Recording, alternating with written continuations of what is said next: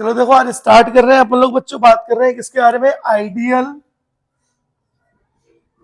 Ideal gas equation के बारे में, है ना। किसके बारे में बात कर रहे हैं, आइडियल गैस इक्वेशन के बारे में। देखो सुनो, आइडियल गैस इक्वेशन मैंने आपको बता दिया था, 4 लॉ से ड्राइव हुई थी। कौन कौन से लॉ थे, बॉयल्स लॉ क्या कांस्टेंट था, टेम्परेचर। चार्ल्स लॉ क्या कांस्टेंट था, प्रेशर। गैलुसैक लॉ बोलो क्या कांस्टेंट था, वॉल्यूम। और Avogadro law temperature pressure constant थे, और number of moles is directly proportional to volume, या volume of gas is directly proportional to number of moles of gas. ये हम पढ़ चुके थे। इन चारों फॉर्मूले से हमारी ड्राइव हुई है क्या, आइडियल गैस इक्वेशन। और हमारी आइडियल गैस इक्वेशन क्या है, आइडियल गैस इक्वेशन है PV equals to nRT। This is the ideal gas equation. What is P? P is pressure, what is V? Volume, ये सब गैस के रिस्पेक्ट में। What is N? Number of moles. What is T? Temperature. Temperature को हमेशा किस में रखोगे बेटा, केल्विन में। टेम्परेचर हमेशा किस में रखोगे, केल्विन में। जरा बताओ यहां पे लाइट आ रही है, नहीं आ रही ना। हाँ, तो R को क्या बोलते हैं, यूनिवर्सल गैस कांस्टेंट। ठीक है, R की 3 वैल्यू पढ़ेंगे। देखो यहां पे लाइट आ रही है, नीचे करूं, यहां सही है। R की देखो 3 वैल्यू पढ़ते हैं हम लोग, 8.314 जूल पर मोल पर केल्विन। यही R की वैल्यू कब यूज करेंगे, ये R की वैल्यू जब यूज करेंगे जब आपको सारी चीजें ऐसा यूनिट में दी हुई है ना। सेकंड है 0.0821 atmosphere litre per mole per kelvin. That means pressure atmosphere में दिया हो, वॉल्यूम लीटर में दिया हो, तो आप इस वैल्यू को यूज करोगे। अगर 0.083 बार पर litre per mole per kelvin, अगर प्रेशर बार में दिया है तो इसको यूज करो।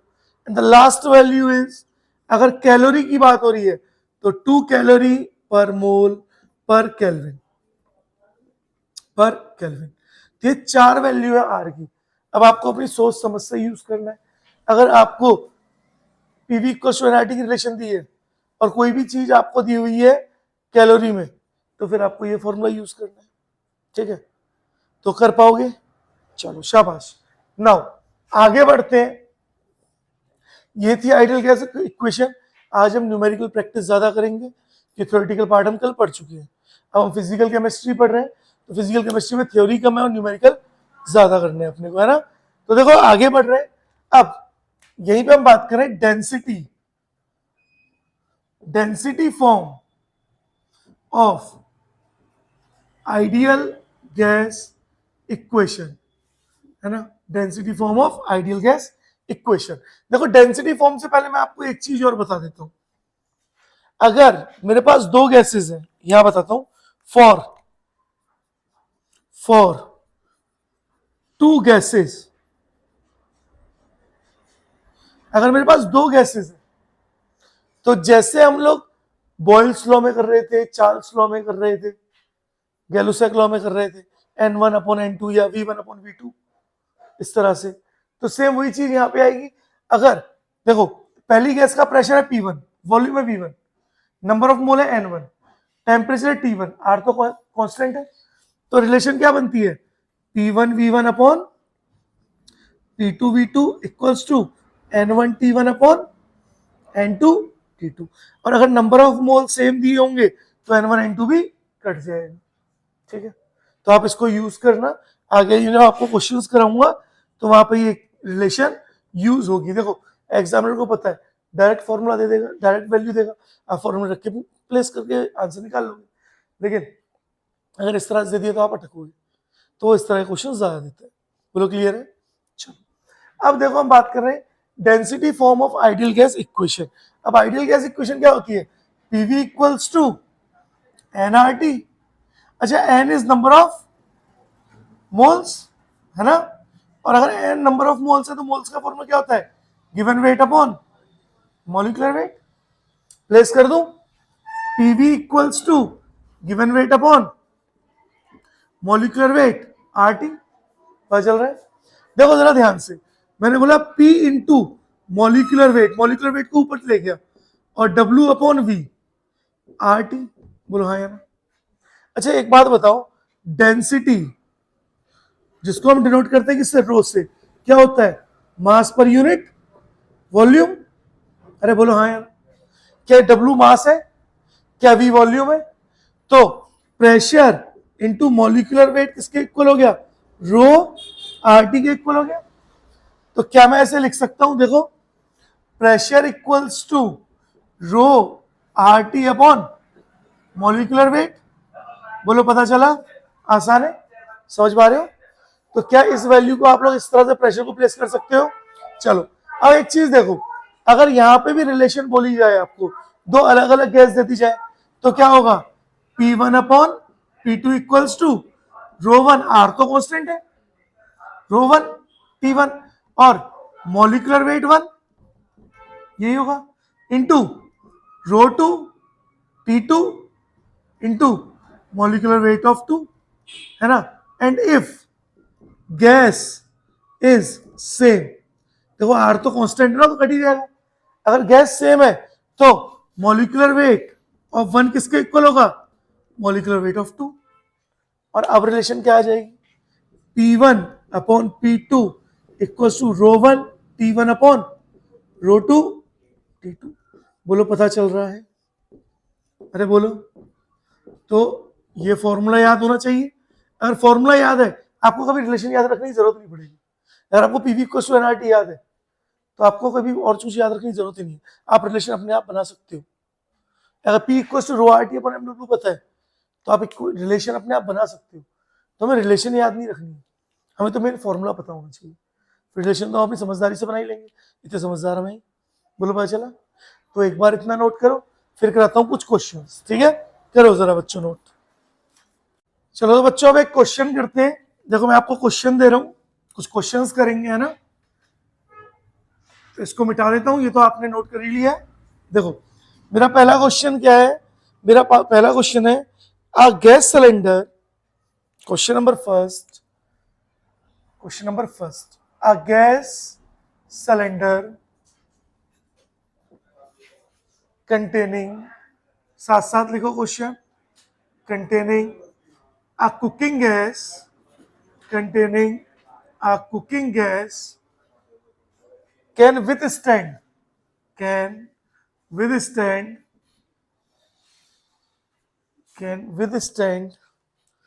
a pressure of 15 atmosphere, full stop. The gauge of cylinder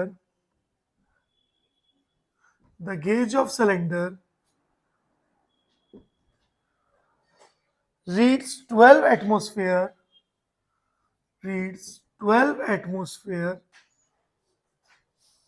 at 27 degree Celsius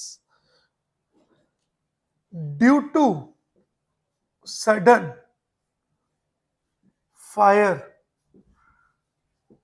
in room.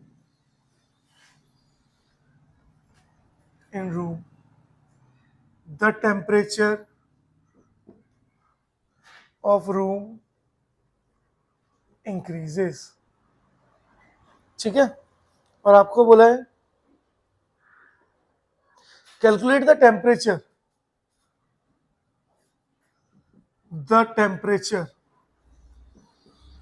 at which the cylinder exploded,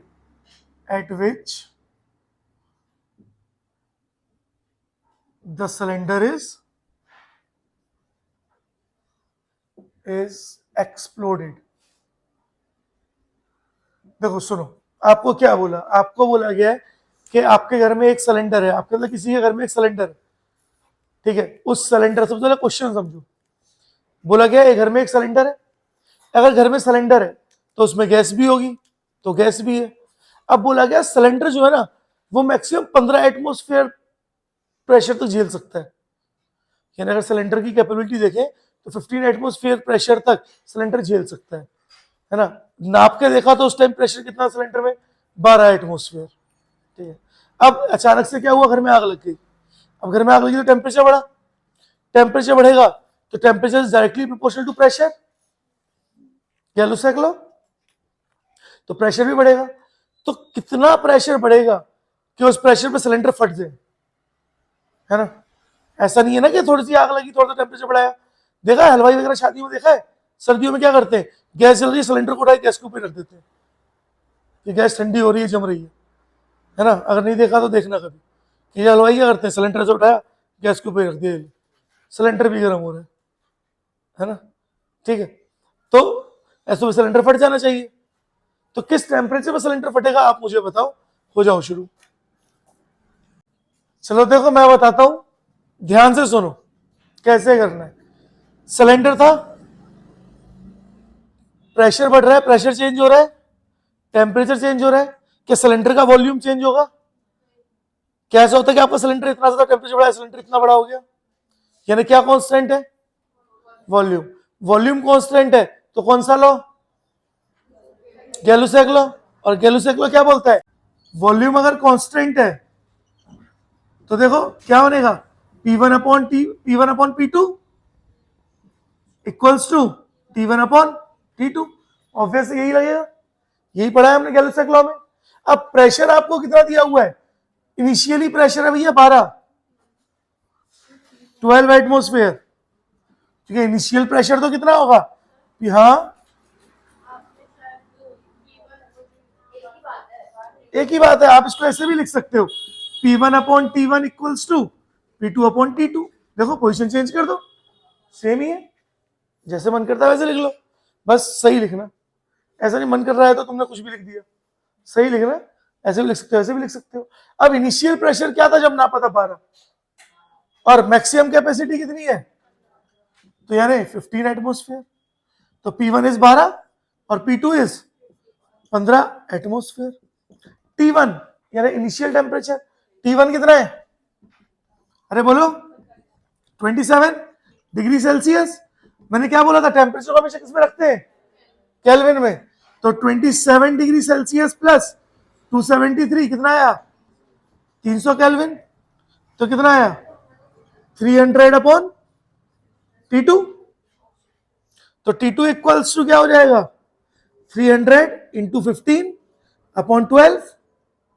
3 से काट दो, 3 5 जा 15, 3 4 जा 12, 4 से काटो, 4 1 जा 4, 4 8 जा सॉरी 4 7 जा 28 और 4 5 जा 20, 75 इंटू 5, 5 5 जा 25, कैरी 2, 7 5 जा 35, 36 37, 375 केल्विन। और डिग्री सेल्सियस में करना है तो 375 में से माइनस करो 273, तो कितना आया, 102 डिग्री सेल्सियस। यानी ऐसा नहीं है कि आग लग गई और तुरंत सिलेंडर फट गया, 100 डिग्री के पार जाके फट रहा है सिलेंडर, पता चला। बस इतना ही तो करना था। टेम्परेचर केल्विन में नहीं लिया होगा होशियार, लिया था तो P1 P2 की वैल्यू उल्टी प्लेस की होगी, है ना। हाँ तो है ना आसान। चलो करो फिर एक क्वेश्चन और देता हूं। चलो तो नेक्स्ट क्वेश्चन करते हैं। देखो नेक्स्ट क्वेश्चन क्या है मेरा, उसको देखो, आप अपना दिमाग लगाना, ठीक है, दिमाग आपको ही लगाना है बच्चों। मेरा क्वेश्चन है कि आपको दो कॉन्सेंट्रिक बलून्स दिए हुए हैं। कॉन्सेंट्रिक बलून का मतलब क्या है, एक गुब्बारे के अंदर गुब्बारा, है ना, एक के अंदर एक, तो कॉन्सेंट्रिक बोलते हैं। ठीक है, तो एक बैलून के अंदर क्या है, दूसरा बैलून दिया है, और बोला है कि ये जो बैलून है ना, ये बैलून ए है और ये बी है। ए बैलून का जो वॉल्यूम है वो 600 ml है, और बी का जो वॉल्यूम है वो 1500 ml है। ठीक है, आपको ये बोला है। अब आपको क्या बोला है आगे, आपको बोला है the maximum capacity of balloon A and B are 800 ml and 1800 ml, 1800 ml। देखना यहाँ पे लाइट आ रही है क्या, रिस्पेक्ट आ रही है यहां पर, रिस्पेक्टिवली, ठीक है। अब which of the balloon, which of the balloon A and B will burst first, कौन सा बलून पहले फटेगा? If the temperature is, if the temperature is gradually increases, अगर टेम्परेचर आप ग्रेजुअली इंक्रीज करोगे तो कौन सा बलून फटेगा? देखो ये जो कंडीशन है ना, ये कंडीशन है एट 27 डिग्री सेल्सियस, ठीक है। अब लगाओ अपना दिमाग जरा, चलो देखो आगे बढ़ते हैं, मैं बताता हूं इस क्वेश्चन को, ध्यान से देखो। देखो वॉल्यूम पहले 600 था, बाद में कितना हो रहा है ए का 800, टेम्परेचर पहले 27 डिग्री सेल्सियस था, अब देखते हैं कितना होगा, है ना। तो देखो हम बात कर रहे हैं किसके बारे में, फॉर बलून ए बलून के बारे में बात कर रहे हैं। तो ऑब्वियस सी बात है कि वॉल्यूम और टेम्परेचर की रिलेशन होगी, है ना। तो होगा क्या, V1 upon V2 equals to T1 upon T2। V1 कितना है वॉल्यूम 600 ml, V2 कितना है बेटा 800, T1 is 300 kelvin, T2 is, हमें निकालना है, 0 0 तो यही कट गई है, और T2 क्या आ जाएगा, T2 equals to 300 into 8 upon 600, 3 2 जा 6, 2 4 जा 8, कितना आया 400 केल्विन आया ना भाई, आया। इसका मतलब जो ए बलून है वो फट रहा है कितने पे, 400 केल्विन या उससे ज्यादा पे, है ना। अब बलून देखो मतलब 400 से ज्यादा भी फटेगा, उससे कम पे नहीं फटेगा, ये पता पड़ गया ए बलून। अब देखो balloon B, for balloon B, balloon B के लिए देखो फिर से V1 upon V2 equals to T1 upon T2। V1 कितना है 1500, और अब वॉल्यूम बाद में कितना हो गया 1800, तो 1800 equals to T1 is 300 kelvin, 27 degree Celsius का मतलब कितना होता है 300 केल्विन होता है ना, अपॉन T2, 2 0 कट गए, और T2 कितना आया 300 इंटू 18 अपॉन 15, 15 1 जा 15, 15 2 जा 30, 20, तो 360 केल्विन। बोलो किसका टेम्परेचर कम है, आउटर का। जिसका टेम्परेचर कम है वो पहले फटेगा या बाद में, वो पहले फटेगा ना। तो due to low temperature balloon B will burst first, सबसे पहले कौन फटेगा, ठीक है ना।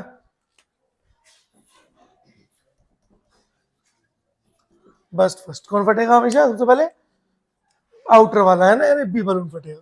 बोलो क्लियर है, करो जरा नोट। चलो देखो अगला क्वेश्चन करते हैं, क्वेश्चन दे रहा हूं मैं आपको, थोड़ा सा अपना दिमाग लगाना, अच्छा क्वेश्चन है, मजा आएगा, है ना। देखो मेरा क्वेश्चन है बच्चों, find out the density of CO2, मेरा क्वेश्चन है find out the density of CO2 gas at 100 degrees Celsius and 400 mm of Hg, ठीक है। प्रेशर, आपको डेंसिटी निकालनी है CO2 की, है ना। क्वेश्चन इतना सही है, करो जरा लगाओ दिमाग। चलो देखो मैं बताता हूं, देखो हम लोग इसको कर रहे हैं क्वेश्चन को, हमारा फॉर्मूला क्या होता है, P equals to rho RT अपॉन MW। अब आपको प्रेशर कितना दिया है, प्रेशर आपको दिया है 400 mm ऑफ Hg। अच्छा R की वैल्यू क्या आपने mm ऑफ Hg में पढ़ी है, खुद से बताओ, क्या R की वैल्यू mm ऑफ Hg में पढ़ी है हमने, नहीं पढ़ी ना। किस में पढ़ी है, एटमोस्फेयर लीटर में पढ़ी है ना, या फिर जूल पर मोल पर केल्विन में पढ़ी है। अब जब हम डेंसिटी निकाल रहे हैं तो हम ग्राम पर ml के रिस्पेक्ट में निकालते हैं, और ml यानी एटमोस्फेयर लीटर वाला आ गया, यानी आप R की जो वैल्यू प्लेस करोगे वो आर की वैल्यू कितनी प्लेस करोगे, 0.0821 यूज करोगे। अगर आर की वैल्यू 0.0821 एटमोस्फेयर लीटर पर मोल यूज करोगे तो प्रेशर भी किसमें होना चाहिए, एटमोस्फेयर में। अगर प्रेशर को आप एटमोस्फेयर में लोगे तो प्रेशर आपको रखा है 400 mm ऑफ Hg, लेकिन आपको तो प्रेशर किसमें चाहिए, एटमोस्फेयर। अब आप सबको पता है 1760 mm ऑफ Hg में कितना प्रेशर होता है, 1 एटमोस्फेयर। तो 400 mm ऑफ Hg में कितना प्रेशर होगा, 1/760 इंटू 400, 0 काट दो, इतना ही छोड़ दो अभी। अब फॉर्मूले में प्रेशर की वैल्यू लिखो, कितनी है, 40/76 इक्वल टू रो आपको निकालना है, आर की वैल्यू 0.0821, टेम्परेचर कितना लोगे, 100 डिग्री सेल्सियस यानी 373 केल्विन, और मॉलिक्यूलर वेट कितना लोगे, molecular weight of CO2 is 44। तो रो इक्वल्स टू क्या आया, 40 इंटू 44 अपॉन 76 इंटू 373 इंटू 0.0821। जब इसको सॉल्व करोगे तो आपका आंसर आएगा 0.756 ग्राम पर लीटर, ग्राम पर लीटर या ml, हम लीटर की बात कर रहे हैं अभी, है ना, ठीक है, क्योंकि यहाँ पे अगर प्रेशर एटमोस्फेयर में होगी तो वॉल्यूम किस में आएगा, लीटर में आएगा ना। तो कितना है, 0.756 ग्राम पर लीटर। देखो आसान था ना। एक क्वेश्चन और दूं, चलो एक क्वेश्चन और दे रहा हूं, ठीक है। मेरा क्वेश्चन है, ammonia is present in a storage tank, इधर लिख देता हूं, आप उसको नोट कर लो जब तक मैं इधर लिखता हूं। एक दो क्वेश्चन और कराऊंगा फिर आगे बढ़ेंगे, है ना। मेरा क्वेश्चन है, ammonia is present in a storage tank, question is ammonia is present in a storage tank at 2 atmosphere, at 2 atmosphere and 300 Kelvin। ठीक है, देखो ऊपर से कट तो नहीं रहा है ना, full stop. The tank can be withstand, the tank can be withstand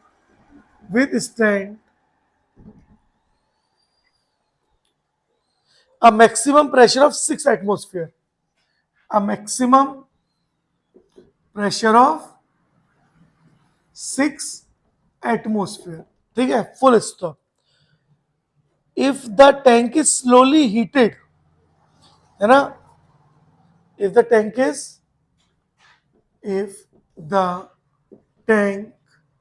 is slowly heated, then at what temperature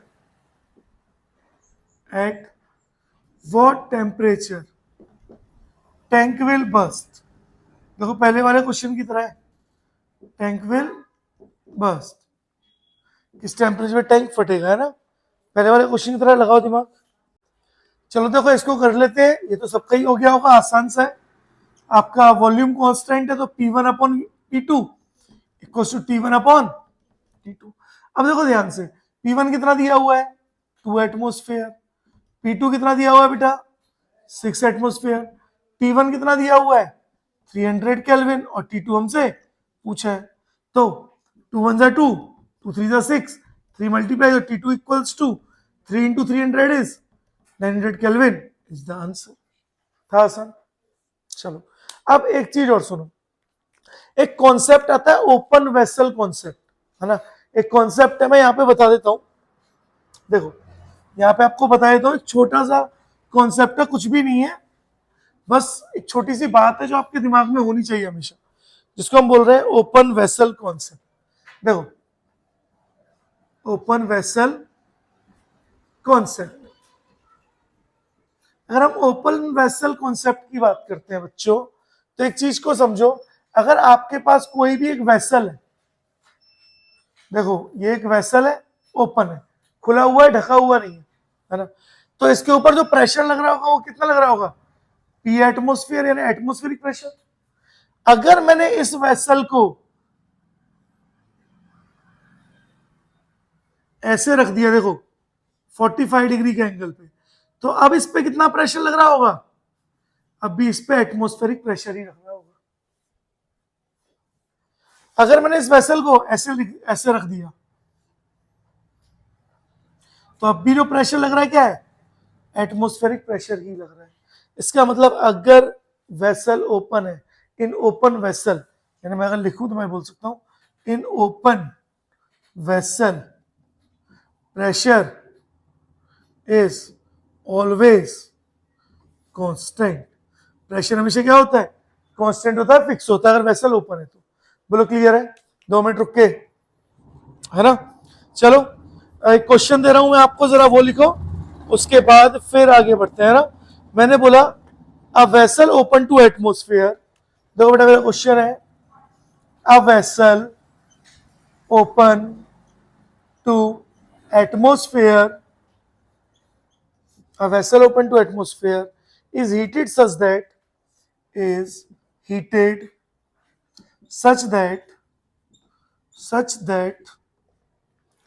3/5 of the air, 3/5 यानी 3/5 of the air in it is expelled out। Expelled out होना मतलब बाहर निकल जाना। Calculate the temperature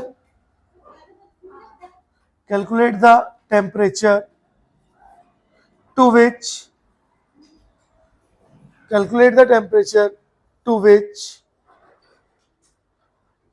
the vessel is heated if initial temperature was,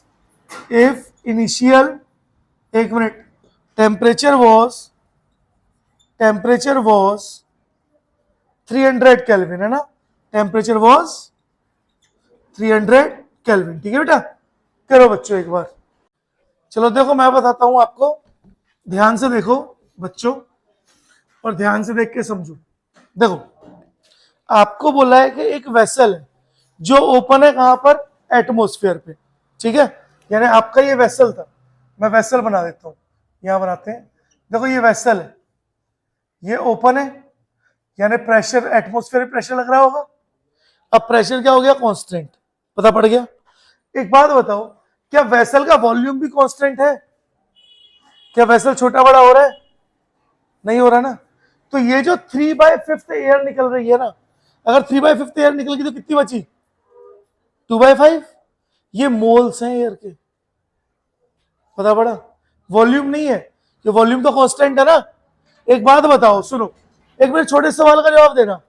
पहले इसमें 10 molecule थे air के, कितने मॉलिक्यूल थे एयर के, 10 मॉलिक्यूल। बोलो ये बात समझ आ रही है, बहुत समझ के करो इसको, समझो बहुत ध्यान से। इसमें कितने मॉलिक्यूल है एयर के, 10, और वेसल का वॉल्यूम है V। अब मैंने बोला कि आपने तो एक काम करो, आपने तो 4 मॉलिक्यूल छोड़े, तो वॉल्यूम पे कोई फर्क पड़ेगा? क्यों? क्योंकि एयर जो 4 मॉलिक्यूल है वो भी क्या करेंगे, पूरा वॉल्यूम कवर कर लेंगे ना। गैस कम हो जाता वो तो पूरा वॉल्यूम कवर करके ही रखेगी। इसका मतलब वॉल्यूम भी क्या हो गया, कांस्टेंट, और प्रेशर भी क्या है, कांस्टेंट। और वॉल्यूम प्रेशर जब दोनों कांस्टेंट है तो आपने क्या पढ़ा था, PV equals to nRT।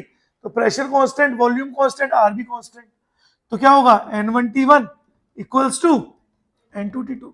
Initial mole n थे, टेम्परेचर कितना था, 300 केल्विन, फाइनल मोल कितने हो गए, 2/5 मोल्स, यानी 2/5 n। इनिशियल मोल अगर n है तो फाइनल कितने हुए, देखो 3/5 निकल चुके हैं, तो कितने बचे, 2/5 बचे ना, 2/5 बचा ना। अगर 3/5 निकल गया तो 2/5 बचा। इनटू टेम्परेचर आपको निकालना है, n से n कट गया है, तो टेम्परेचर इक्वल्स टू 300 इंटू 5/2, यानी 1500/2, यानी 750 केल्विन इज द आंसर। बस नहीं याद रखना था, पता चला। तो ये ध्यान रखना है कि क्या कांस्टेंट है क्या नहीं, ठीक है। करो जरा नोट। चलो देखो आगे बढ़ रहे हैं, एक छोटा सा कॉन्सेप्ट और है, उस कॉन्सेप्ट की और बात करते हैं ना, ठीक है। एक छोटा सा कॉन्सेप्ट है, उसकी बात कर रहे हैं। मेरा कॉन्सेप्ट है ड्राई एयर एंड, मेरा कॉन्सेप्ट क्या है, dry air and moist air concept, dry air and moist air concept. तो मॉइस्ट एयर का मतलब क्या है, नमी, और ड्राई एयर का मतलब नमी नहीं है ना। अगर मैं आपसे पूछूंगा इनमें से भारी कौन सी ज्यादा होती है, तो ये तो बता सकते हो कि कौन ज्यादा भारी होगी, बोलो कौन ज्यादा भारी होगी, मॉइस्ट एयर ज्यादा भारी होगी, ऑब्वियस सी बात है। तो मैं ऐसे लिख सकता हूं, देखना,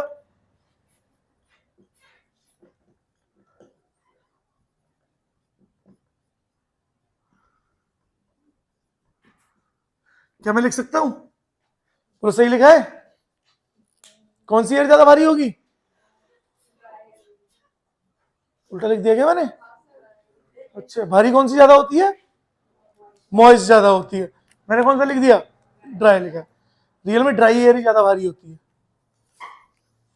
मॉइस्ट एयर और ड्राई एयर में ड्राई एयर ज्यादा हैवी होती है as compare to moist air.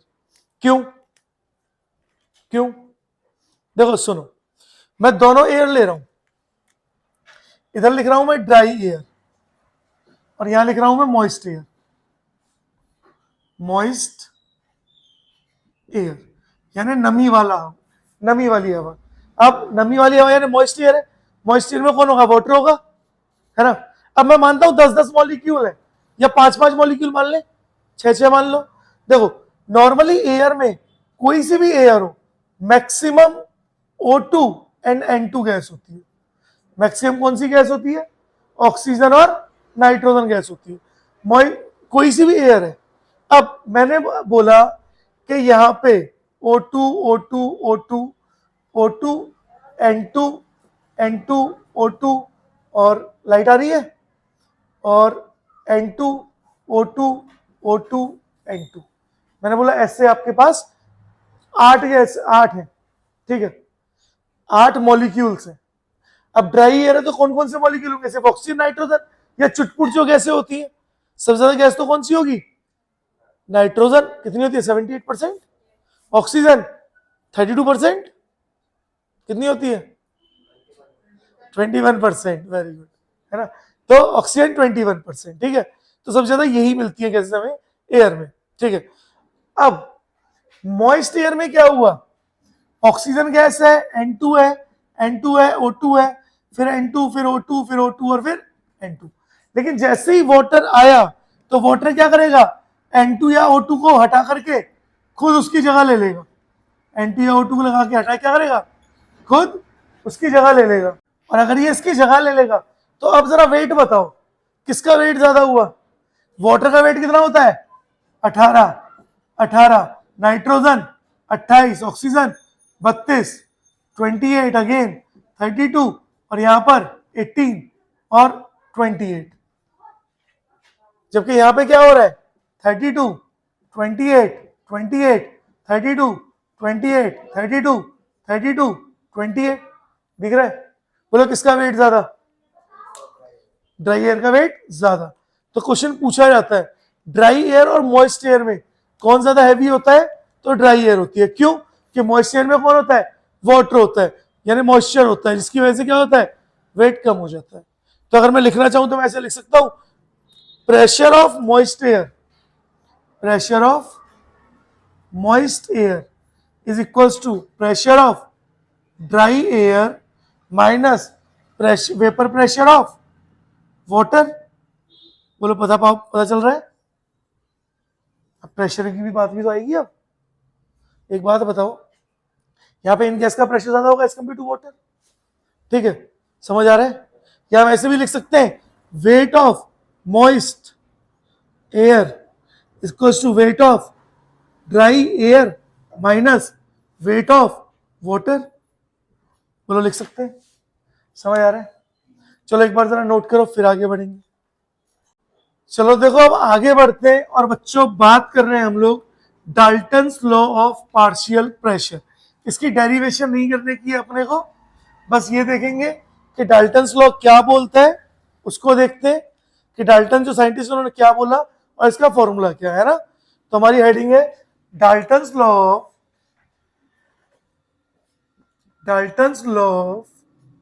Partial pressure. Dalton's law of partial pressure. देखो डाल्टन जो साइंटिस्ट है उन्होंने क्या बोला, उन्होंने बोला कि अगर आपके पास एक कंटेनर है और इसके अंदर एक से ज्यादा गैस मौजूद है यानी प्रेजेंट है, तो अगर इस कंटेनर के अंदर एक से ज्यादा गैस प्रेजेंट है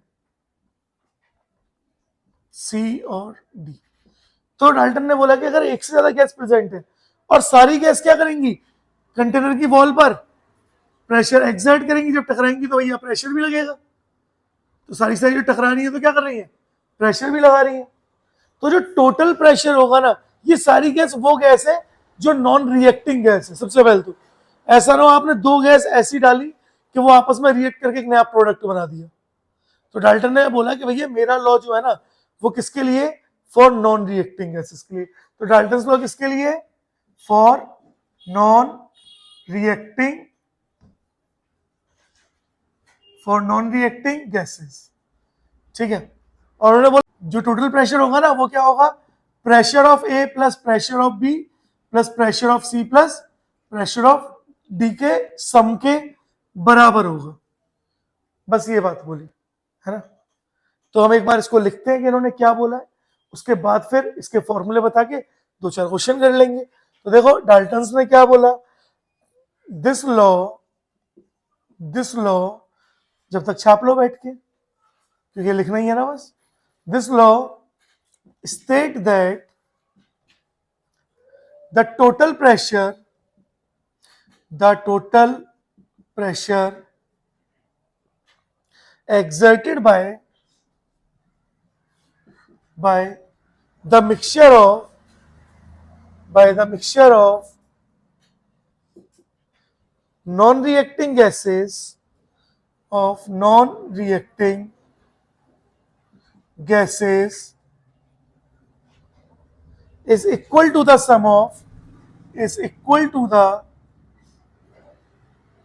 sum of partial pressure of the individual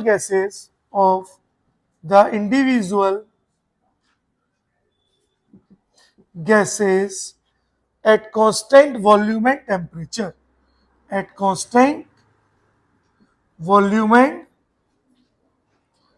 temperature. यानी देखो डाल्टन ने वही बात बोली ना कि नॉन रिएक्टिंग गैसेस है उसका जो मिक्सचर है, तो टोटल प्रेशर कितना होगा, सारी गैस के पार्शियल प्रेशर के सम के बराबर होगा। और कभी भी आपको किसी भी गैस का पार्शियल प्रेशर निकालना है तो उसका फॉर्मूला क्या होगा, देखो जैसे मैंने बोला partial pressure of A, PS partial pressure of A, तो वो क्या होगा हमेशा mole fraction of A into total pressure. ठीक है। What is PA, PA is partial pressure of A. What is XA, mole fraction of A. And what is PT, PT is total pressure. अगर नहीं दिया तो 1 atmosphere लोगे, अगर नहीं दिया तो कितना मानोगे, हमेशा 1 एटमोस्फेयर मानोगे। इसको याद रखना, अगर आपको टोटल प्रेशर एग्जाम में नहीं दे रहा है तो आप 1 एटमोस्फेयर लो। ठीक है। अच्छा मोल फ्रैक्शन का फॉर्मूला सबको पता है, एक्स से क्या होगा Na upon Na plus Nb plus Nc, जितनी गैस दी है उसके अकॉर्डिंग होगा। ठीक है, पता चल रहा है। तो एक बार नोट करो। तो देखो एक क्वेश्चन करते हैं जरा यहां से, डाल्टन्स लॉ का अच्छा क्वेश्चन है, आराम से हो जाएगा, बस ध्यान से करना। मेरा क्वेश्चन है equal weight of methane and oxygen. मेरा क्वेश्चन है बच्चों equal weight of methane and oxygen are mixed in mixed in an empty container, and empty मतलब खाली, empty container at 25 degree Celsius. What is the fraction of total pressure? What is the fraction of total pressure? What is the fraction of total pressure exerted by oxygen gas? Exerted by O2 gas. इसका मतलब बस आपसे पूछा है कि oxygen gas कितना pressure exert करेगी, है ना. मारो एक बार ट्राई. तो देखो कुछ नहीं करना है बच्चों, बहुत आसान सा क्वेश्चन था, बस आपको ध्यान रखनी है चीजें, है ना. देखो आपको बोला है दोनों के वेट इक्वल है, यानी अगर मैं सॉल्यूशन लिखूं तो मैं क्या लिखूंगा, weight of O2 is equals to weight of CH4, methane is CH4. अगर दोनों के वेट इक्वल है तो मैं तो दोनों का वेट 1 मान लेता हूं, कि मैंने माना दोनों का वेट 1 है. ठीक है. अब अगर मैं मोल्स की बात करूं तो मोल्स ऑफ O2 कितना हो जाएगा, क्योंकि मोल फ्रैक्शन के लिए क्या चाहिए, मोल चाहिए ना. तो O2 का मोल कितना होगा, given weight upon molecular weight. और आपको मोल्स ऑफ CH4 की बात करूं तो given weight upon molecular weight कितना होता है CH4 का, 16. अब आपको निकालना है प्रेशर ऑफ O2, वो क्या होगा, मोल fraction of O2 into total pressure. अब प्रेशर ऑफ O2 आपको निकालना है, मोल फ्रैक्शन ऑफ O2 का मतलब क्या होगा, moles of O2 upon moles of O2 plus moles of CH4 into total pressure, है ना. तो pressure of O2 equals to mole 1/32 upon 1/32 plus 1/16 into total pressure. 1/32 और यहाँ पे एलसीएम दिया तो कितना आया 32, और यहाँ पे 1 + 2 इंटू टोटल प्रेशर. तो प्रेशर ऑफ O2 कितना आ जाएगा, 1/32 इंटू 32/3 रेसिप्रोकेट हुआ इंटू टोटल प्रेशर. 32 कटा यानी कितना है 1/3 of total pressure is the answer. यानी टोटल प्रेशर का कितना आएगा 1/3 पार्ट आएगा. बस खत्म हो गया. तो आज इतना ही, कल पढ़ेंगे ग्राम लॉ ऑफ डिफ्यूजन, है ना. कर लो जरा नोट.